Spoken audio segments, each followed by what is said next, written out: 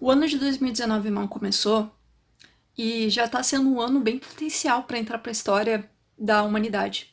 Isso é claro, se ele não acabar antes com a própria humanidade.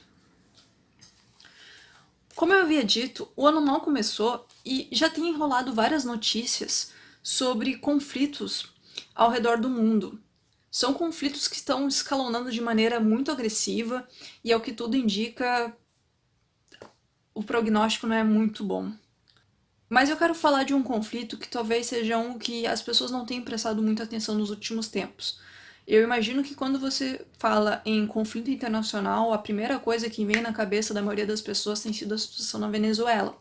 Mas na verdade eu vim trazer outro conflito que é bem preocupante também, que é a questão do Paquistão e da Índia.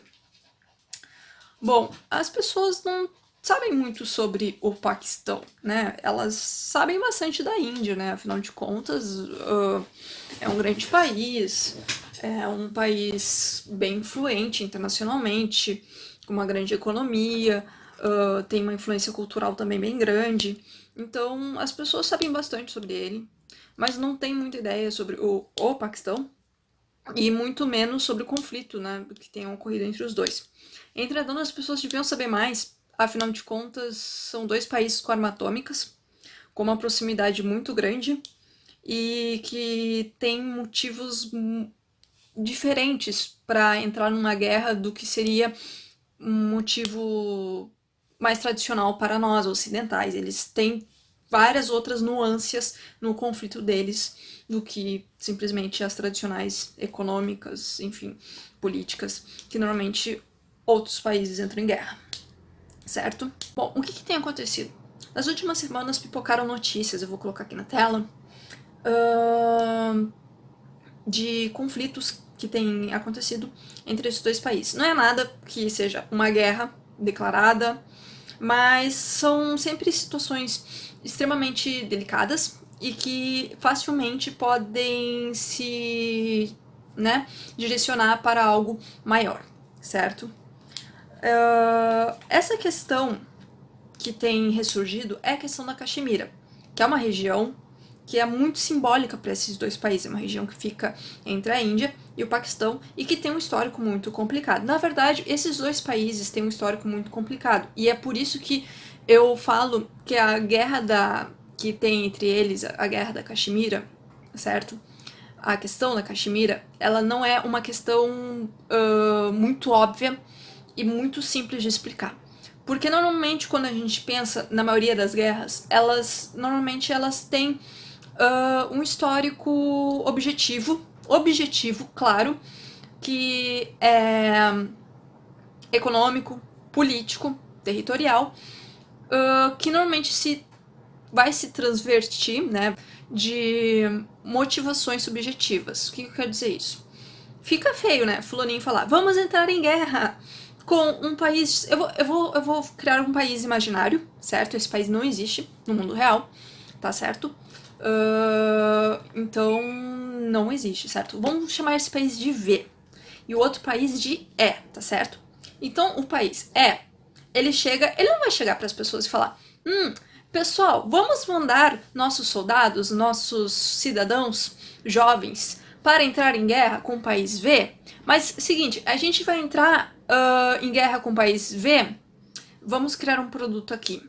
P, eu vou chamar esse produto de P, tá bem?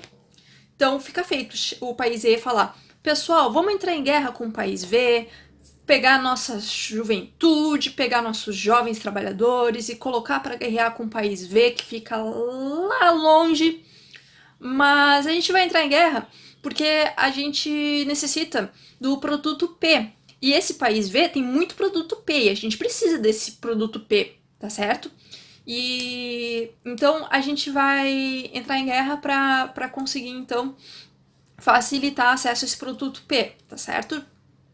Ok, fica feio falar isso, fica muito feio, tá? Mas se a gente chegar e falar assim: meu povo, povo meu, povo amado, povo do meu sangue, sangue do meu sangue, nosso país, nossa pátria nasceu sobre o sol da liberdade, nasceu defendendo a liberdade, a democracia, o bem-estar das pessoas. Vamos adentrar ao país V.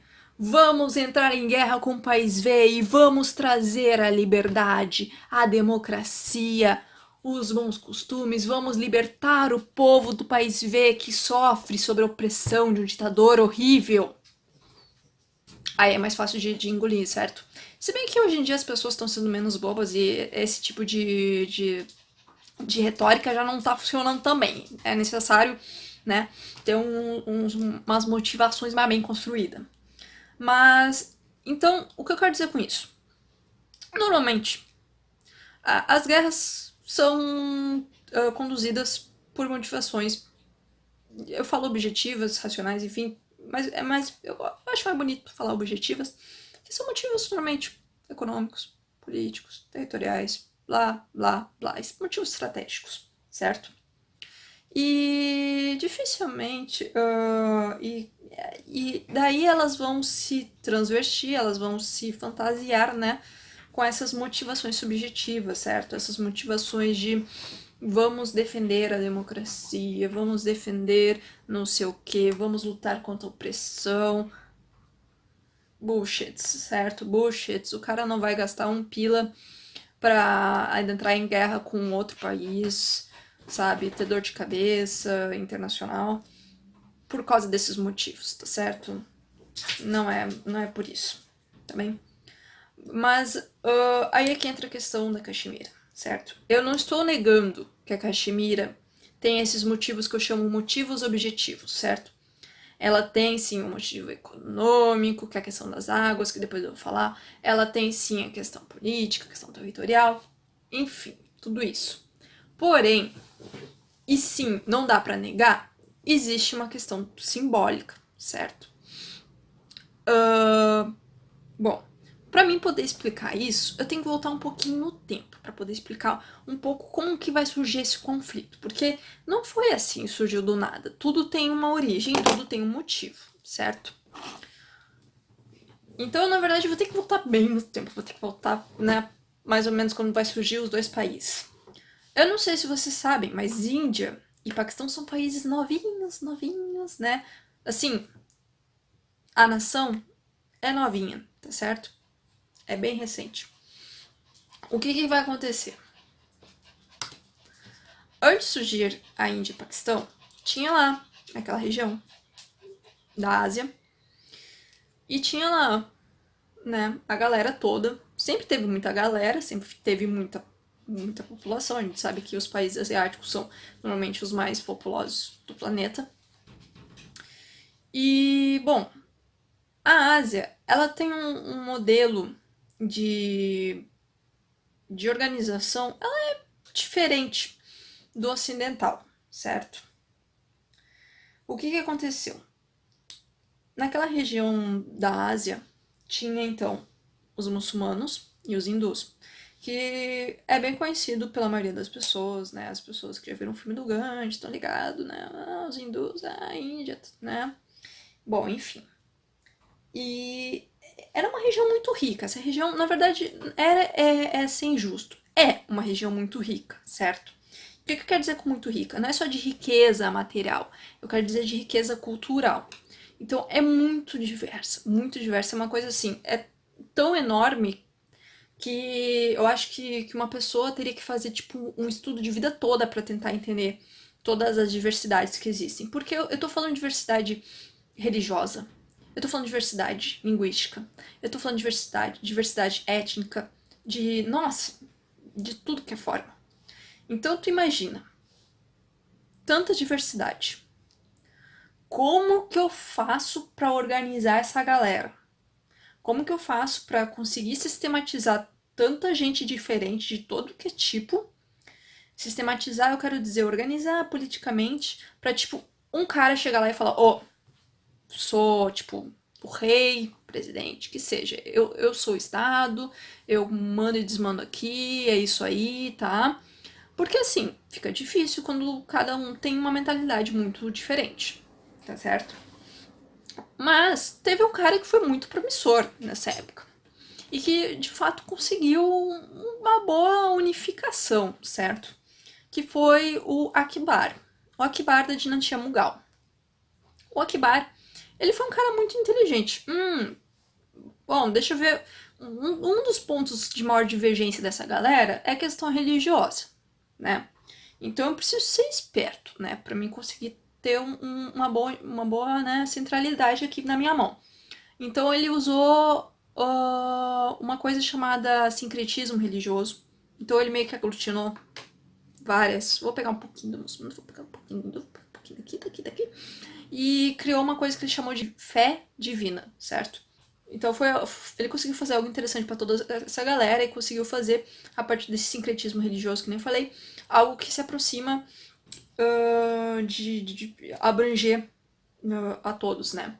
Só que daí chegou o netinho do Akbar, que tem um nome que, ó, belezinha. Eu acho que Aurangzeb, que se fala, que ele era um muçulmano sunita, né?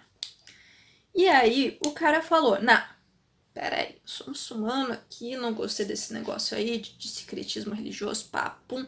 Não, aqui que manda e desmanda é nós. E aí ele começou a fazer uma política voltada para a exaltação, né, dos muçulmanos e perseguição e ao mesmo tempo marginalizar os hindus, certo? Né? Bom, tava velho e desmanchou qualquer potencial que tinha dessa política do avô dele. Depois da dinastia do Mughal, veio a dinastia dos Marathás, que logo em seguida vai sucumbir com a invasão inglesa, né? A gente sabe que os ingleses dominaram lá aquela região da Índia, lá aquela região da Ásia, foi um grande império marítimo, dominou, tipo, um monte de região, né? E a gente tá ligado que aconteceu isso, né, naquela região da Ásia. O que os ingleses faziam? Eles foram muito espertos. Eles usaram uma política que se chama dividir para reinar, certo?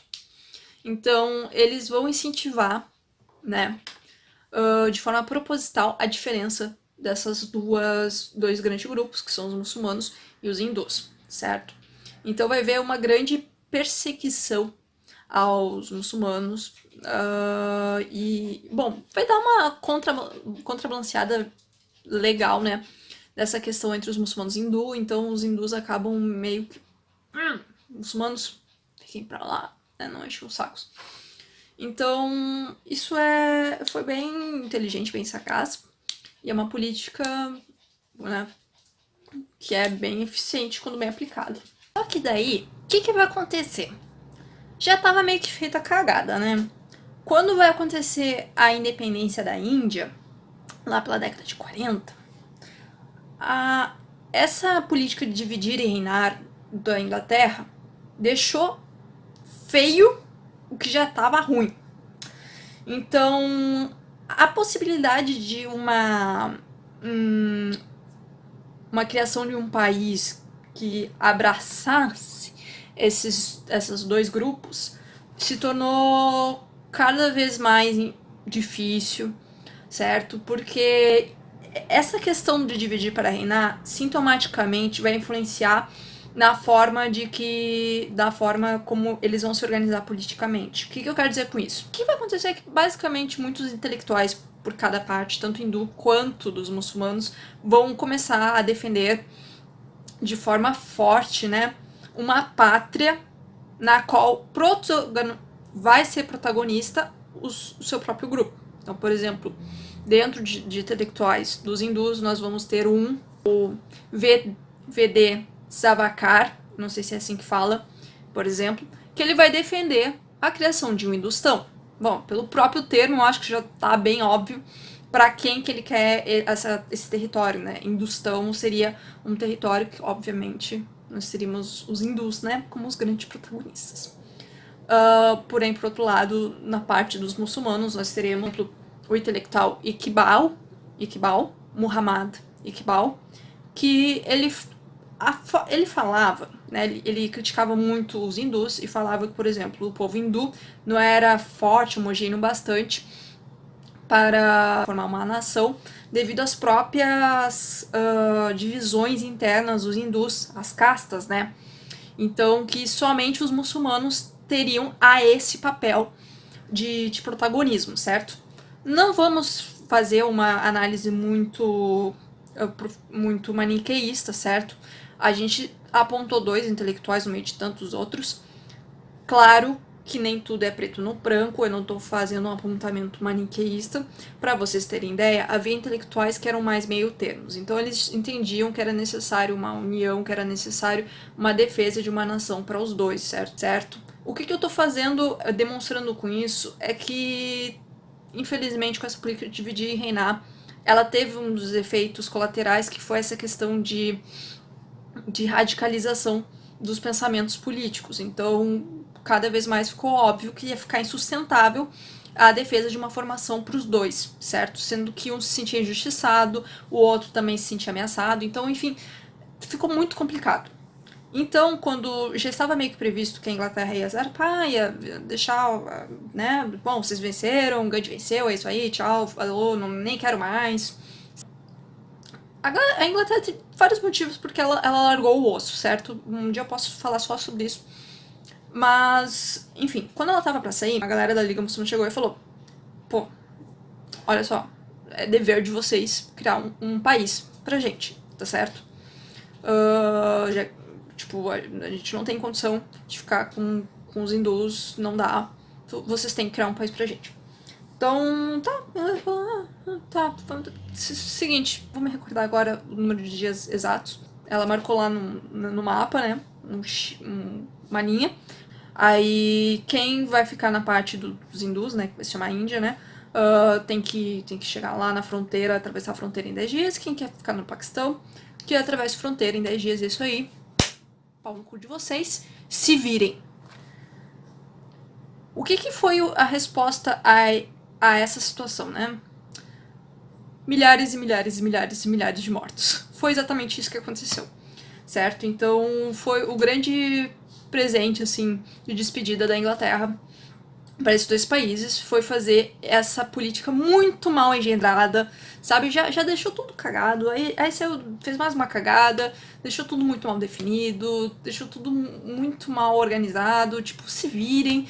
Seguinte, ó, tá aqui, ó, aqui no mapa, isso daí aqui pra cá é dos hindus, pra ali, pra lá é dos muçulmanos. Vocês, tchau. Deu. Um monte de gente morreu, certo? E foi isso, né? Parabéns. Parabéns. Bom, tá certo, mas onde que entra Caxemira nessa questão? Foi um acordo do Maharaja Hari Singh, que pediu auxílio da Índia. Ele, em troca, ele deu a Caxemira pra Índia, certo? Certo? Um cara foi lá, né? Preciso de auxílio aqui pra um rolê, né? Ah, tá, o que você tem a oferecer então? Tá, toma aqui, da Caxemira. Vou assinar aqui o papelzinho, toma, pra ti. Tá, excelente. Se não fosse alguns fatores, né? Número 1. A Caxemira é um território com águas abundantes e que faz muita diferença naquela região da Ásia, né? Principalmente para um Paquistão, por exemplo, que basicamente a economia é agrícola. Então a gente tem essa questão aqui na justiça econômica territorial. Também tem aquela questão que é uma região de maioria muçulmana, porque o cara entregou para a Índia, mas esqueceu que a galera que mora na Caxemira é grande parte muçulmana, certo? E aí, enfim. Gente, foi aí um pequeno detalhinho, né? Ah, não vamos esquecer também um pequeno detalhe. Pequeno, minúsculo, né? Que tanto Índia quanto Paquistão tem armas atômicas. Top, né? Só que assim, ó, o pessoal da Caxemira não ficou feliz. O pessoal do Paquistão não ficou feliz. Até o pessoal da China não ficou feliz. Peraí, o que a China tem a ver? Bom, a China também faz fronteira com a Caxemira. E a China não tem muito interesse sobre quem mora lá, certo? A questão é também o Vale das Águas para a China, certo? É uma região estratégica, assim, muito importante. Então isso tudo influi, certo? Para tornar as tensões bem complicadas. E a gente sabe que a China, por exemplo, é uma grande um grande país comercial, certo? Talvez o que tem mais chance de desbancar os Estados Unidos, certo? Ela tá comprando tudo, tá bem? E então a situação ficou bem complicada, certo? Aquela região, ela tem sofrido, ela passou por vários conflitos armados, certo, ao longo da história. E ela tava numa situação assim meio stand-by, certo? O que acontece então? Como é que o mundo tem visto essa situação? O mundo tem visto essa situação com um pouco de temor, mas com cautela. Porque, que nem eu falei, são dois países com armas atômicas, certo? Oficial que o Paquistão é o único país muçulmano que tem armas atômicas. Podem haver outros que tenham, não duvido, mas oficialmente se sabe que o Paquistão é o único país muçulmano que tem armas atômicas. E o que acontece? O que segura muito, o que tem segurado muito a barra, talvez, de uma maior iniciativa agressiva por parte da comunidade internacional nessa região, eu acredito que seja justamente essa questão das armas atômicas no Paquistão, certo? A questão, porque a Índia, ela é muito mais posicionada no mundo na questão econômica, mais influente nessa questão. O Paquistão é, tipo, um país Zé Ninguém, economicamente falando, mas como ele tem as armas atômicas, ele é um país de posição estratégica, ele faz fronteira com a China, a Índia, o Afeganistão, que é também uma questão muito delicada, né? E ele tem armas atômicas, ele acaba tendo, então, um certo poder de barganha, certo? Então, a comunidade internacional, ela nunca viu um posicionamento muito agressivo, certo? Sempre foi um posicionamento mais, vamos tentar colocar a ordem de maneira diplomática, pra tu ver como o poder de uma arma atômica, né, cria uma certa certo receio, né, para certos posicionamentos mais agressivos. Então, por exemplo, o Banco Mundial, ele já, né, a comunidade internacional falava que eles falavam que seria interessante fazer uma votação na própria região da Caxemira para eles decidirem a quem eles devem pertencer, ou se eles devem ser independentes. Essa votação nunca aconteceu. Obviamente, muito certamente, se acontecesse, a Caxemira ia acabar optando talvez pelo lado do Paquistão, porque a maioria é muçulmana, certo? Os paquistaneses acusam a Índia de fazer uso de sistemas assim da minoria hindu que está presente na Caxemira, de marginalizar essa maioria muçulmana. Então a gente está revivendo talvez um conflito que já aconteceu anteriormente, né? O que então acontece? Aí o Banco Mundial, então, interviu falando da questão do tratado da água do rio Indo, certo? Que nem eu falei, o Vale da Caxemira é muito rico pela questão da água. Então, o banco, ele incentivou para ser assinado esse tratado, que seria uma forma de compartilhamento dessa fonte, né, dessa fonte, desse recurso hídrico, que é muito essencial, certo? Foi assinado esse tratado. Entretanto, o que tem acontecido nos últimos tempos? O Paquistão tem acusado a Índia de construções de barragens que estão alterando o fluxo do rio Indo, né, das águas do rio Indo, e de certa forma acabam retirando, né, a passagem dessas águas para a região paquistanesa, monopolizando o recurso hídrico para a Índia, certo? Então isso já começa a criar uma tensão. Aí, por outro lado, a Índia acusa o Paquistão de fazer guerras por procurações. O que eu quero dizer isso? A guerra por procuração foi um termo que eu li num artigo, certo? Que seria como se fosse terceirizar a guerra, certo? O Estado paquistanês oficialmente não está em guerra com a Índia, certo? O Estado, ele não está mandando soldados, vamos entrar em guerra, nós, Estado.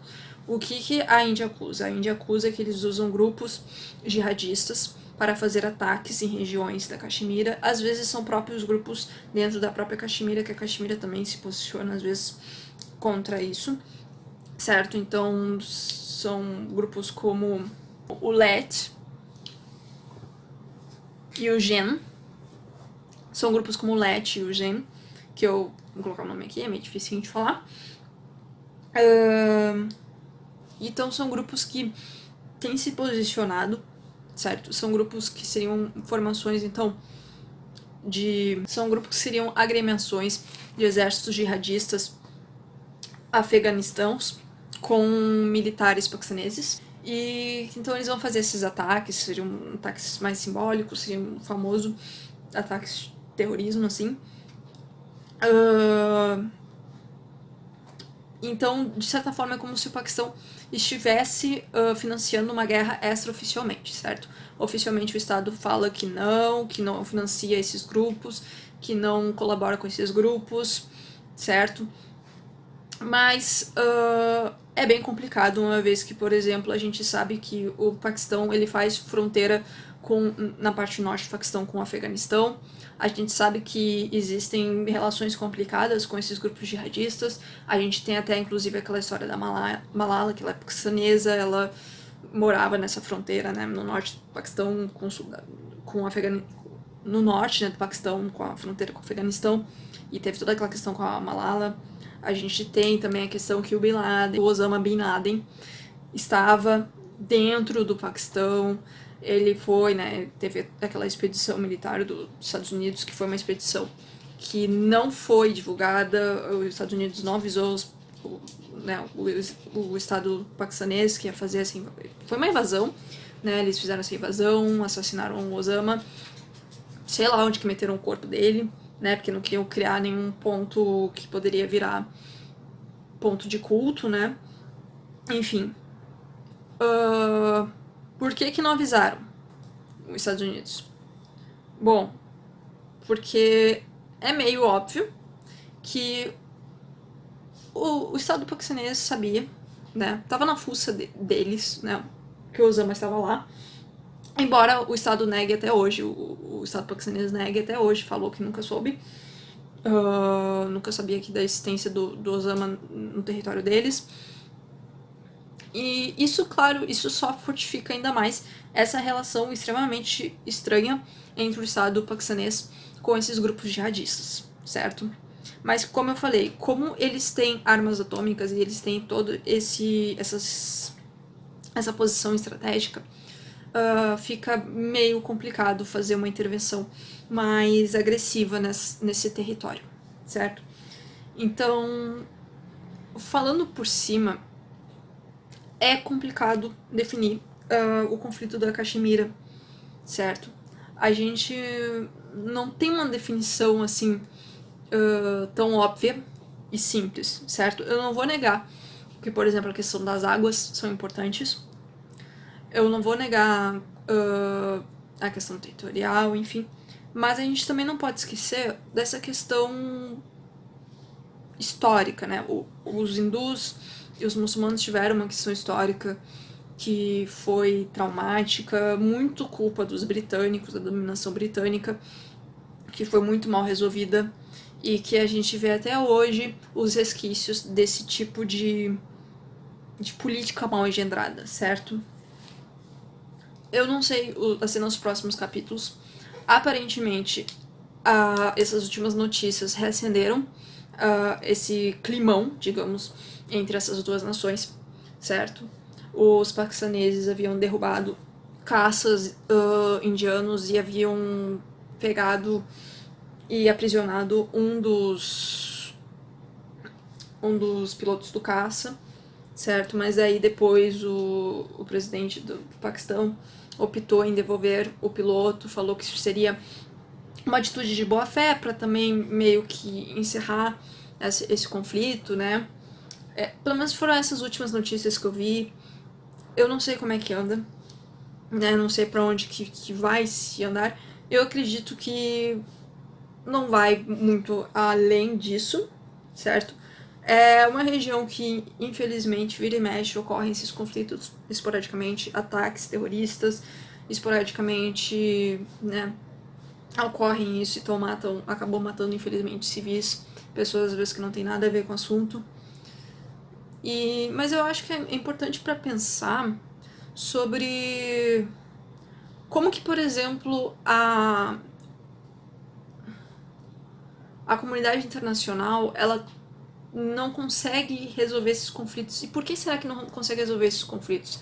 Às vezes eu acredito, e apenas acredito, que eles têm olhado para esses conflitos e tentado identificar as causas de maneiras ultrapassadas, certo?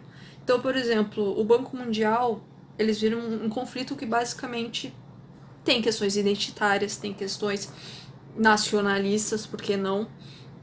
E falaram, já sei, é a água, é uma questão econômica. Ah, já sei, vamos resolver isso, vamos fazer esse tratado que vai acabar com isso. Quando na verdade não é tão simples.